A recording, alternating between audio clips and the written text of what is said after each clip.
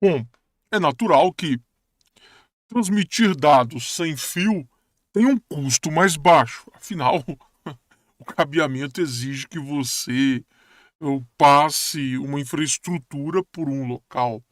Imagine você se você tivesse que, por exemplo, levar sinal para uma tribo na Amazônia.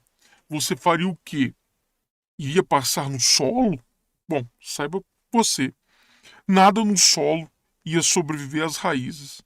O que você ia cortar árvores para passar cabeamento? Você sabe o que ia acontecer com todas essas leis ambientais europeias aqui no Brasil? As leis são europeias, mas elas acontecem aqui no Brasil, que lá parece que não acontece. Vocês já imaginaram? Então, transmissão sem fio, ela é, naturalmente, uma forma de transmitir dados de um custo muito baixo. Não estou dizendo a qualidade. Naturalmente, temos que discutir, inclusive discutir o que é qualidade em telecomunicações, tá? Então vamos lá. Quando se move os elétrons, né, por exemplo, por uma antena, eu crio uma onda eletromagnética que pode se propagar no espaço livre. Ainda nesse vídeo, na verdade no próximo slide, eu vou deixar para você um vídeo que, lógico, não foi feito por mim, foi feito por desses canais de ciência, e que mostra a construção de uma antena. E lá ele vai utilizar o quê? Ele vai utilizar um acendedor de fogão elétrico, porque ele consegue fazer disparo de cargas elétricas, naturalmente, e isso vai fazer com que ele faça uma antena. É uma práticazinha legal, dá para você fazer em casa. E o número de oscilações por segundo de uma onda eletromagnética é chamado então de frequência. Opa, nós já estávamos agorinha há pouco falando de quê? De Fourier. Aonde ele criava o quê? Uma série harmônica. Como eu posso agora falar, né? Uma sucessão, naturalmente, né, de somatórios. AB. Vimos seno e cosseno, né? Opa, então agora começa a fechar a questão da física com a questão da matemática. E a distância entre dois pontos máximos ou mínimos consecutivos é chamado, então, nesta onda que criamos de comprimento de onda. Ou seja, o máximo que o seno alcança e o máximo que o cosseno alcança na série de Fourier. Entenderam a jogada? Vamos lá. Quando instala-se uma antena de tamanho apropriado em um circuito elétrico, as ondas eletromagnéticas podem ser transmitidas e recebidas com eficiência por um receptor localizado a uma distância razoável. Então vamos lá, tá? Antes de você ir para o vídeo ali do nosso coleguinha, que é um vídeo muito bom, diga-se de passagem, eu ia fazer, mas quando eu vi esse vídeo, eu falei, cara, esse vídeo tá ótimo, tá? Não tem por que eu fazer. O que acontece? Você tem que entender que você tem um negócio chamado potência do teu aparelho. Por exemplo, vamos pegar aqui um roteador caseiro, um access point caseiro. Algo em torno de 100 a 150 miliwatts de potência. Com o máximo. Com o máximo. Bom, o máximo ali você pode estar trabalhando com 1 watt de potência que é regulamentado pela Anatel. Sim, as regulamentações. Sendo que no Mercado Livre você consegue uma estação de FM de 15 watts de potência. Ou seja, a distância entre as duas antenas vai depender desses watts de potência. Por exemplo, eu já tive uma antena omnidirecional de 1 watt de potência. Pega ali na faixa ali dos 4 a 8 quilômetros. Os 4 quilômetros muito bem, até os 8 quilômetros mal, mas vai. Tá? Direcional consegue chegar nos 16 quilômetros. Direcional, omnidirecional, é algo que eu vou mostrar para vocês mais para frente, tá? São antenas. Bom, no caso ali, o nosso coleguinha está fazendo uma antena, tá? Com 2 dipolos, para transmitir, 2 dipolos para enviar, beleza? E ele está utilizando aquele em vermelho, um acendedor de fogão, cara, elétrico. Uma prática muito legal, recomendo que vocês assistam o vídeo do nosso coleguinha, mas não deixe de assistir também o nosso vídeo aqui, de dar aqui o seu curtir aqui nesse vídeo, beleza? Bom, acontece que naturalmente o comprimento de onda vai impactar na minha comunicação. E naturalmente eu tenho que, como eu posso dizer, alocar a frequência correta no uso correto. Exemplo. Imagine você que eu preciso de transmitir muita informação, mas muita informação mesmo. Então eu utilizo naturalmente fibra, pois nós vimos até então que cada hertz da nossa frequência ele é capaz de transmitir 8 bits. Então, se eu tenho mais hertz, ou seja, menor comprimento de onda dentro de uma fibra ótica, menor comprimento de onda, maior frequência, maior o número de bits que eu consigo transmitir, naturalmente. Mas digamos que eu tenho a necessidade de transmitir pouca informação. Mas esta informação, como estou colocando aqui, ó, é capaz de ir por longas distâncias, talvez até acompanhar a curvatura da Terra. Bom, é natural que um navio, né, em alto mar, ele não tem uma estação próxima a ele, muito menos um cabo de fibra. Ele não sai arrastando um cabo de fibra por aí. Assim, então ele já precisa então de um meio de comunicação em LF. Tá?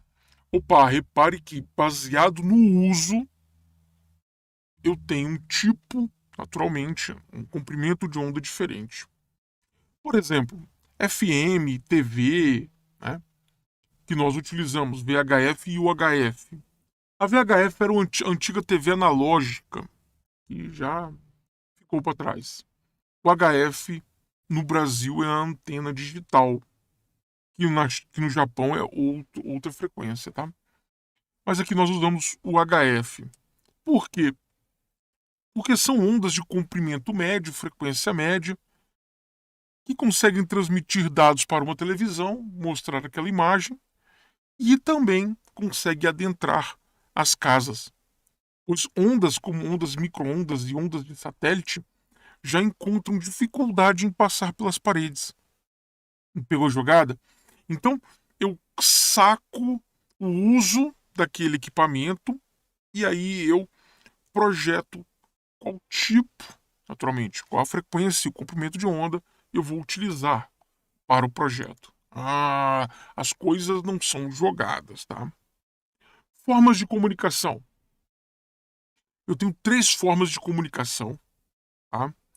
A primeira tem uma história muito bacana, tá? Envolve inclusive Segunda Guerra Mundial, que é espectro por salto de frequência.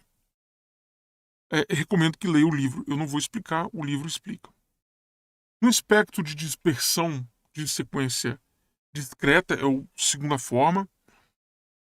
E, naturalmente, a última forma, que é comunicação com banda mais larga e comunicação UWB, tá? Ultra Wideband, tá? Não sei assim, como eu posso dizer, o dislexo sofre com essas letrinhas aí, rapaz. Tipo, eu conheço as palavras do dicionário, porque eu passei anos da minha vida com o dicionário na mão, em português, e eu escrevia as palavras 20 linhas. Escrevia cada palavra 20 linhas. Então, você acaba decorando, né? Quando você pega uma palavrinha que não é do teu cotidiano, cara, você se quebra todinho para processar ela. No espectro por salto de frequência, o transmissor salta de uma frequência para outra centenas de vezes por segundo. E eu consigo detectar esses saltos. Que legal. Ou seja, eu consigo compreender o que eu queria falar do outro lado. Ela também oferece boa resistência a um problema de enfraquecimento por múltiplos caminhos, porque o receptor não fica restrito a uma frequência só. Imagine que eu fico pulando de várias frequências, transmitindo dados de várias frequências diferentes. Então, se uma frequência tiver uma certa dificuldade, pois tem alguma interferência, eu não sou tão afetado assim. Sou afetado, mas não tanto. Tá ok? Essa técnica ela é aplicada, por exemplo, no Bluetooth e também nas redes nas versões mais antigas do wireless, tá? Nós vamos ver aqui que é 802.3, 802.11. Então, salto de frequência, nós vamos discutir lá no wireless no capítulo 4, tá? Espectro de dispersão de sequência direta. Isso é bacana, tá? Usamos por muitos anos na telefonia móvel, tá? É uma sequência de código para dispersar o sinal de dados por uma banda de frequência mais ampla. Ela é bastante usada comercialmente, segundo o livro, mas o livro está um pouquinho passado no tempo, tá? Vamos colocar era bastante usada, ainda é usada, mas era bastante. Como meio eficaz de utilização do espectro para permitir que vários sinais compartilhem a mesma banda de frequência. Esses sinais podem receber diferentes códigos. Esse método é chamado de CDMA. Muito simples. Imagine o seguinte, um canal que todo mundo está falando no canal. Quer ver o exemplo simples? Você está no saguão de um aeroporto em Istambul. Aquela musiquinha de fundo e tal. Você está conversando em português com um grupinho. E do seu lado tem um grupo de ingleses conversando. Vocês, nenhum do seu grupinho compreende inglês, nem ninguém do grupo inglês compreende português. E tá tocando aquela musiquinha de Istambul no fundo. Cara, você passa a ignorar as palavras em inglês. Você passa a se concentrar naquela conversa em português. Você está tendo que é que você compreende, é a sua codificação. E isso é bacana, porque é como se você ignorasse o que você está ouvindo. É sério, cara. Isso é natural. Eu sei que você faz isso com sua mãe também. Sua mãe parece que não está na mesma codificação que você. Porque ela fala e você ignora, né? Mas não, isso é um outro exemplo. No caso do CDMA, fica só no exemplo do saguão lá do aeroporto. Tá? Foi muito utilizado em rede móvel até 3G, cara. Tá? E também no GPS. Então a Ultra Wideband utiliza, na verdade, envia uma série de pulsos muito rápido, variando as posições para trocar as informações. Bom, com tanta largura de banda, né, a Ultra Wideband ele tem o potencial de se comunicar com taxas muito altas. Por se espalhar por uma ampla faixa de frequência, ela pode tolerar uma grande quantidade de interferências relativas, forte de outros sinais de banda estreita que estejam trabalhando em outras bandas e atrapalhando, né? Então, se você olhar, é um método muito eficiente para transmissão e interconexão de, por exemplo, torres ou estações. As ondas de rádio são fáceis de se gerar. Cara, com uma pilha você gera. Lógico. Qual a potência que eu consigo ter no meu gerador com a força de uma pilha? Bom, aí é outro assunto. Vamos ver, por exemplo, essa imagem aí, ó. Tá? É fácil de gerar. Equipamentos de baixíssimo custo conseguem gerar. Tá? E podem percorrer longa distância, se eu tiver um potencial para isso, e penetrar até com certa facilidade em prédios. Portanto, são amplamente utilizadas as comunicações. Você pode ver, né, que você assiste a sua televisão dentro do seu quarto, tem paredes, um wireless que está na sala, chega até seu quarto, tá? Às vezes nem tanto, porque talvez você não tenha potência apropriada para isso, tá? Naturalmente, um outro ponto que se deve levar em consideração nas ondas de rádio está relacionada às antenas, né? Você pode ter muita potência, mas você também precisa de ganho. Ganho sobre a onda é dado na antena. Tá? Tem geralmente um mapa. Ele é um desenho circular assim com os espectros de onda e o ganho em dB, tá? Em decibéis. As ondas de rádio também são omnidirecionais, Ou seja, quando a minha antena não está apontada para lugar nenhum. Desculpa, a minha antena está apontada para o céu. Tô zoando. Quando a minha antena está em pé, e naturalmente eu tenho um circuito de antena omnidirecional ali dentro, formado por várias bobinas, tá, enroladas de fio,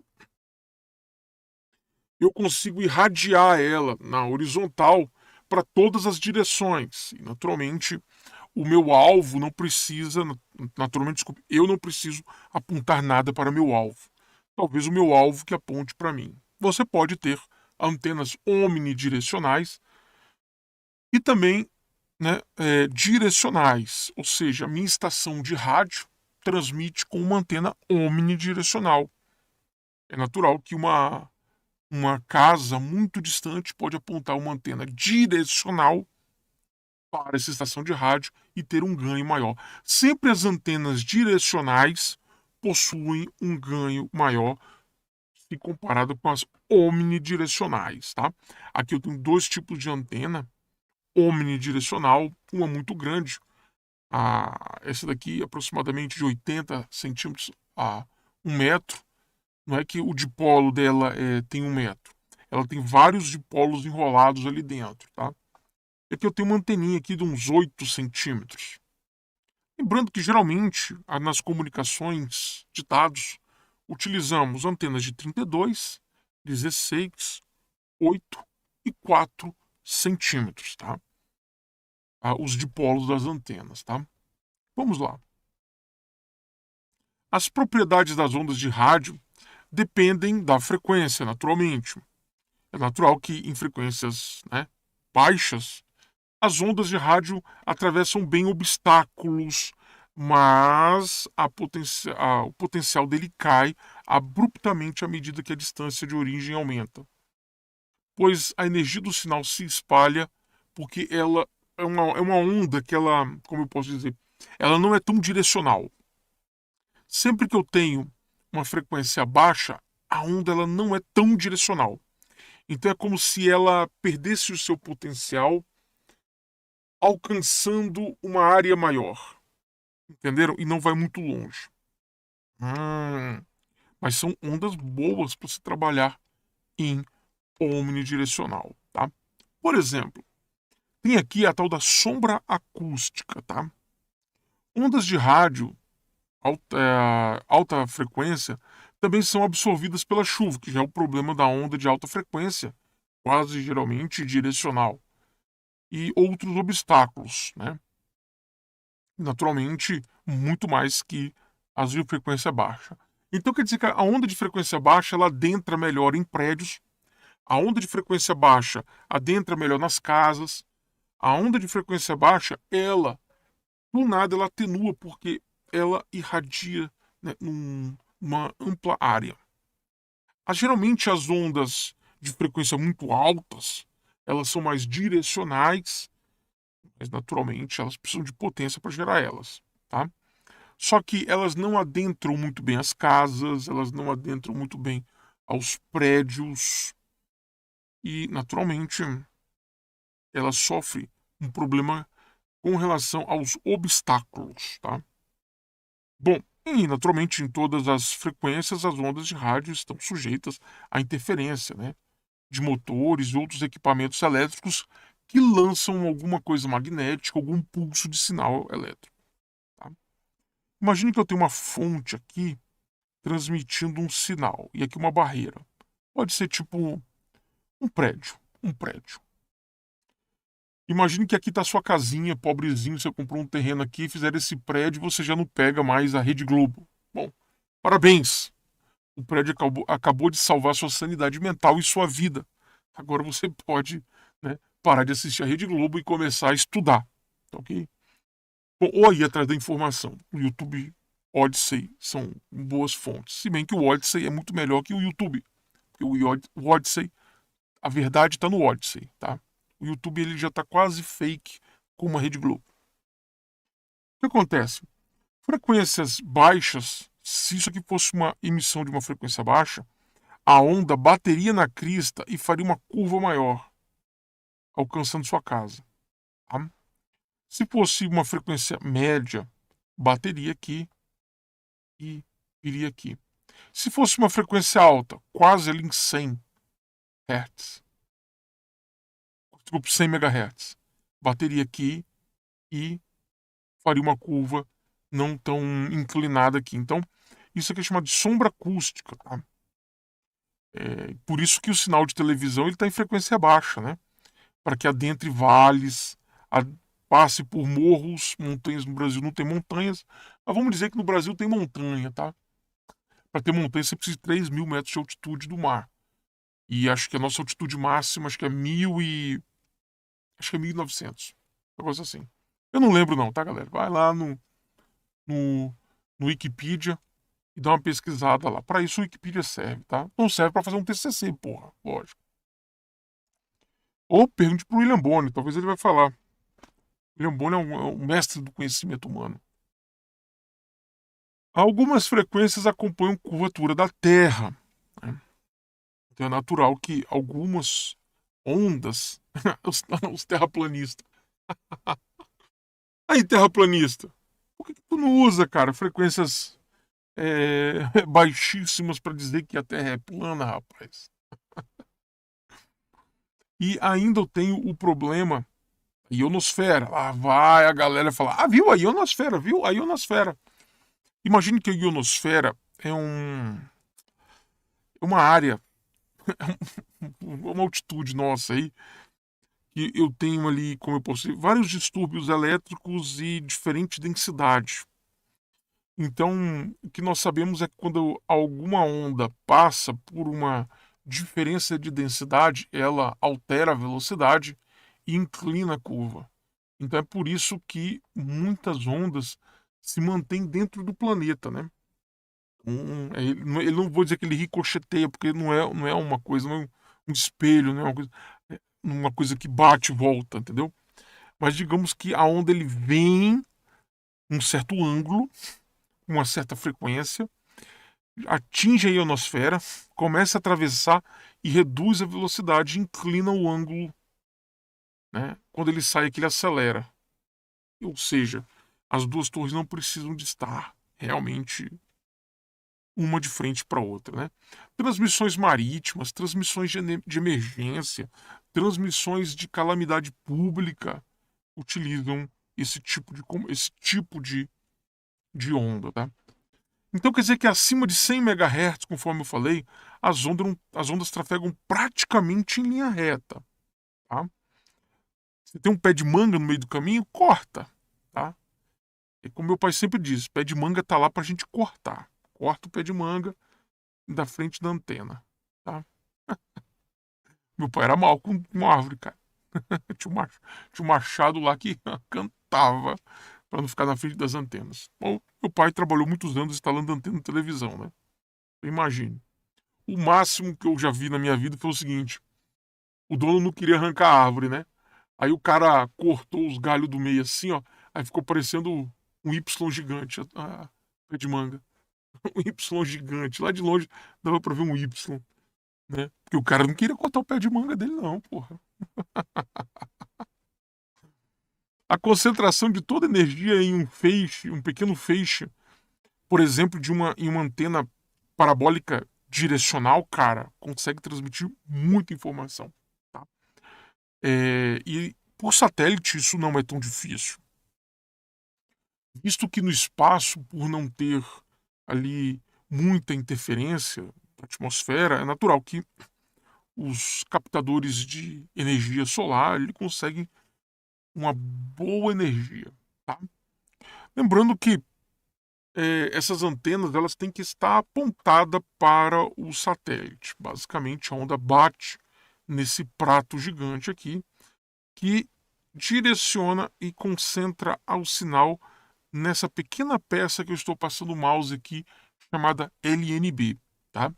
Dentro do LNB tem uma proteção, o satélite não bater o sinal na anteninha do LNB, e dentro do LNB tem uma pequena anteninha assim, um ganchinho que pode se regular girando, tá? E aí eu consigo captar um sinal de um satélite, tá? Não é algo difícil, tá? Não é algo difícil. Dá para fazer isso em casa? Bom, conforme eu falei, meu pai fazia antena, e meu pai fazia antena parabólica, tá? Chamado antenas parabólicas, tá? Elas são bem direcionais, tá? Se você olhar, elas têm que estar apontadas para um satélite, mas pelo menos elas têm um ângulo de permissão de erro ali, tá? Pela parábola ajuda que possa ter um pequeno erro e mesmo assim seja concentrado dentro do LNB, dentro do tal do ganchinho que é a antena, esse sinal, tá? Eu odiava fazer, cara, parabólica, cara, com meu pai. Eu odiava, eu odiava. Eu era o moleque que ficava segurando os rebite do rebitador. E aí, quando a gente terminava de montar a parabólica, colocava num poste, tinha que testar antes de levar pro cliente. Meu pai fazia do zero, cara, do zero, do zero, do zero. Comprava chapa, cortava chapa e tudo. E aí, eu tinha que ficar lá assistindo televisão, cara, todos os canais, cara. E aí ele ia arrumando a antena parabólica, às vezes ela ficava meio empenadinha, tinha que desempenar. E eu ficava lá, cara, só vendo televisão. Isso era um saco. Eu queria jogar bola, cara. Sempre odiei televisão, cara. Tendo em vista que micro-ondas viajam em uma linha reta, natural que as torres estiverem muito afastadas, naturalmente, né, a- acabará tendo problema de comunicação. Porque se você tem que ver que, dependendo da micro-onda, eu tenho problemas com umidade.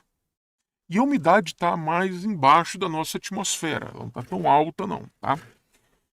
Inclusive, se você vai aí em submorros aí de 1.600 metros de altitude, você vai ver que são locais frios e geralmente secos também, tá? A não ser se alguma neblina foi empurrada pelo vento de baixo para cima. Mas, cara, o ar, quanto mais rarefeito, muito mais seco ele se torna. Assim é preciso instalar repetidores, intervalos periódicos das torres muito próximas, né? E principalmente porque a comunicação em muitos lugares não passa por satélite, vai de torre em torre, de torre em torre, tá? E, por exemplo, uma torre, né, ele de 100 metros tem ali um alcance ali de 80 quilômetros. Isso pode parecer muita coisa, mas se você olhar que nós estamos cobrindo quase todo o planeta já, um sinal de torre e tem suas N frequências diferentes, isso é pequeno. Tá? Ao contrário das ondas de rádio, as frequências mais baixas, as microondas não atravessam muito bem as paredes, pois, afinal, 10 MHz é uma frequência que bateria numa parede e não passaria com muita facilidade, não. A demanda por sinais e espectros cada vez mais pela indústria, por exemplo, cada vez novos produtos, veja, drones, wireless, dispositivos móveis comunicando, né? Natural que eu tenho cada vez mais necessidade de trabalhar com transmissões em frequências cada vez mais altas. Por quê? Com frequências mais altas, eu consigo, com um pequeno espectro de frequência, mandar muita informação. Em frequência mais baixa, eu preciso de muito espectro para poder mandar essa informação. Então é natural que a corrida esteja indo para a frequência mais alta, embora tenha alguns problemas que temos que conversar.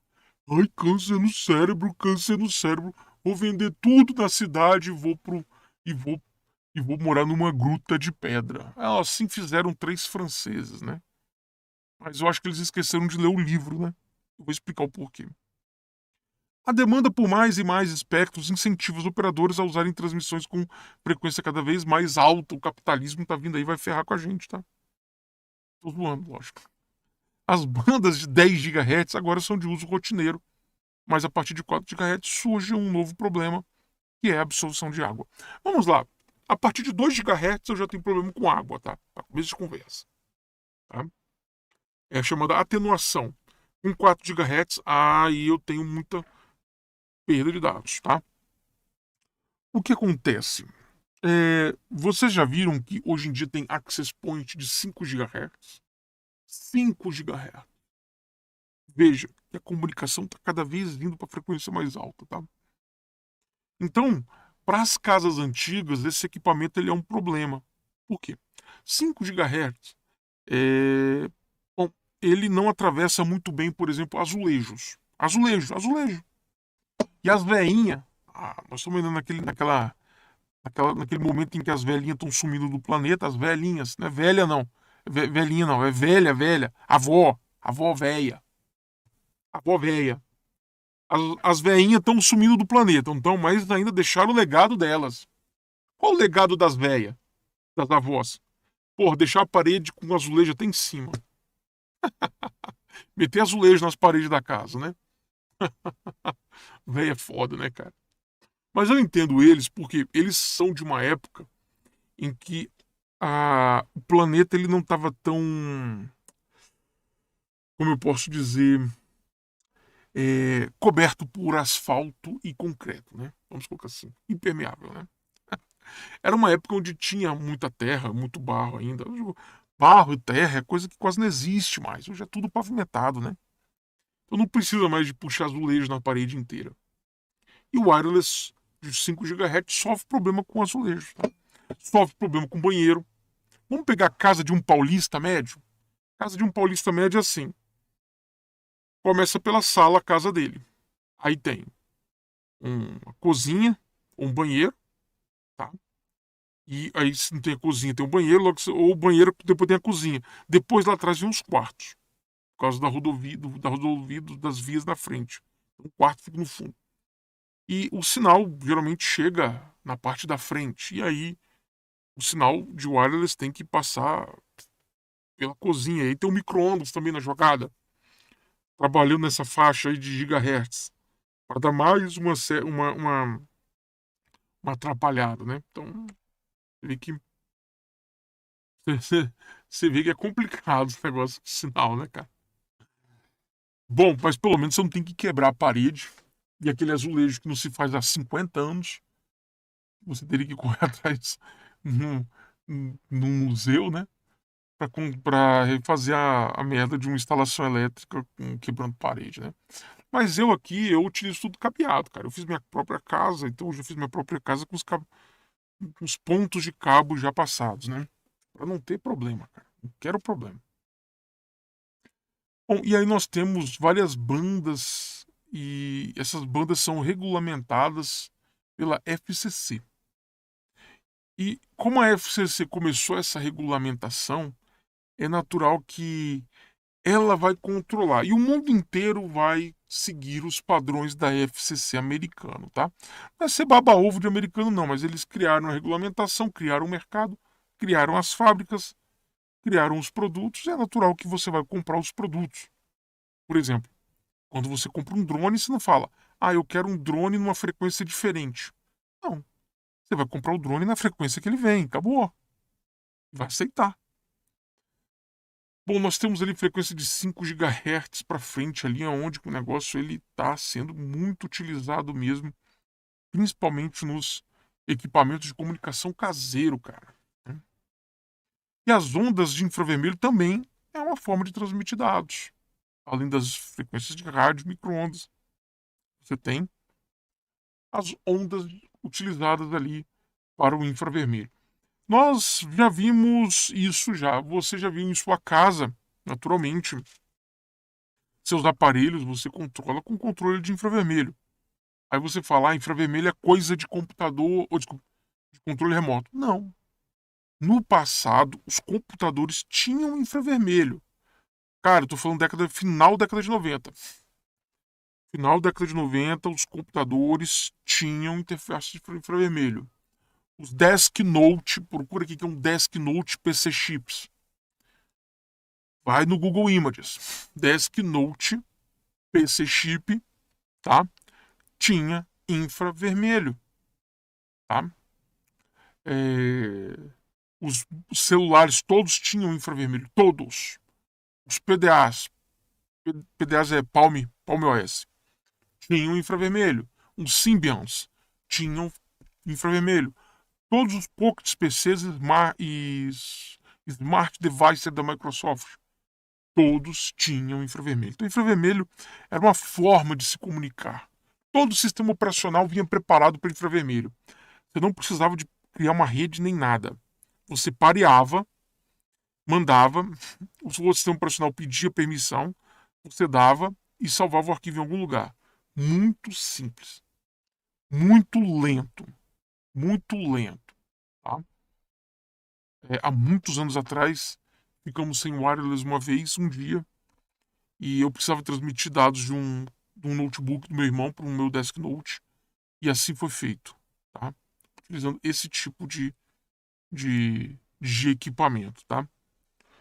Por outro lado, as ondas de infravermelho não atravessam paredes sólidas, tanto que se você, naturalmente, tiver um elemento entre você e sua televisão, mesmo que seja um elemento de baixa densidade, não pega, né? Uma planta muito densa já não passa.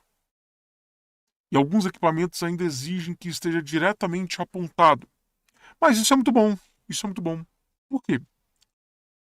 Wireless, drones, entre outros equipamentos, precisam de uma homologação da FCC para usar o espectro de onda apropriado.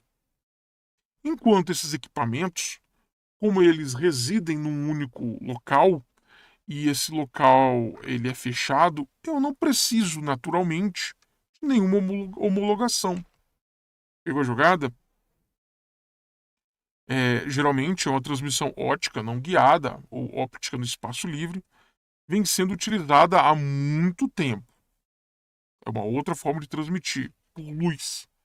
Por ausência e presença de luz, que é muito semelhante ao infravermelho. Uma aplicação mais moderna consiste em lãs entre prédios. Imagine que eu tenho aqui um prédio, tá? E a minha empresa possui tipo, uma reservazinha. E do outro lado, a 2 km, eu tenho um outro prédio. Eu posso puxar um cabeamento, que seria caro, ou eu poderia utilizar transmissão por luz, o espectro de luz. Isso eu conseguiria, tá? Oferece um esquema de largura de banda muito alta e relativamente seguro, tá? Pois é difícil interceptar um raio laser estreito, então tem que ser apontado, e aí é difícil, por exemplo, você irradiar isso e atrapalhar seus vizinhos, tá? Você acaba tendo que apontar realmente, né? Só que nós temos um pequeno problema, tá? Que você tem que acertar algo do tamanho de 1 milímetro com um laser a 500 metros, por exemplo, de distância. Cara, isso aí não acerta não, bicho. Tô brincando. Tem equipamentos hoje para fazer essa regulagem, mas dá para fazer na mão, dá, mas é muito difícil.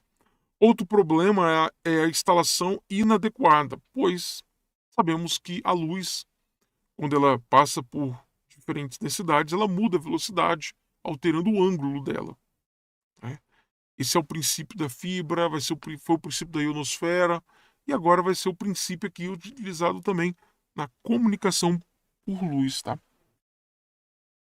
Então é natural, por exemplo, que esse calor vai fazer uma corrente de ar quente aqui e vai mudar a densidade, então é natural que o laser aqui não acerte a cuíca do outro lado. Sim, o laser tem que acertar essa cuiquinha do outro lado com uma antena do tamanho da cabeça de um alfinete, cara. É fogo, fogo, cara.